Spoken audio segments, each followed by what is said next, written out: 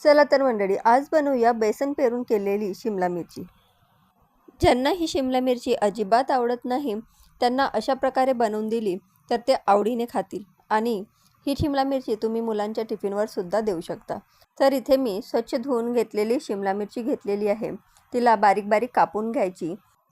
त्यानंतर गॅसवर एक पॅन ठेवून त्यामध्ये 1 वाटी बेसन पीठ भाजून घ्यायचं आहे। कलर चेंज होईपर्यंत आपल्याला हे बेसन पीठ भाजून घ्यायचं आहे। त्यानंतर त्याच कढाईमध्ये थोडं तेल घालून आपण कापून घेतलेली शिमला मिरची फ्राय करून घ्यायची आहे। हे शिमला मिरचीचा कलर चेंज झाला आणि थोडी सॉफ्ट झाली की शिमला मिरची काढून ठेवायची आणि त्याच कढाईमध्ये पुन्हा थोडं तेल घेऊन फोडणी करून घ्यायची आहे। ते तेल गरम झालं की त्यामध्ये मोहरी, जिरे आणि हिंग घालून घ्यायची, त्याला थोडं परतून घ्यायचं आणि त्यानंतर बारीक चिरून घेतलेला एक कांदा घालून घ्यायचा आहे। कांद्याला आपल्याला हलका गोल्डन कलर येईपर्यंत परतून घ्यायचा आहे। कांद्याचा कलर चेंज झाला की त्यामध्ये बेसिक मसाले घालून घ्यायचे आहे।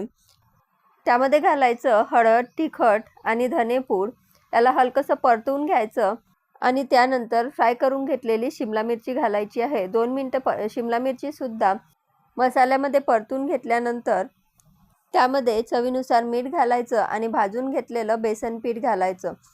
त्यांना मिक्स करून घ्यायचं आणि थोडंसं पाणी त्यावर शिंपडायचं।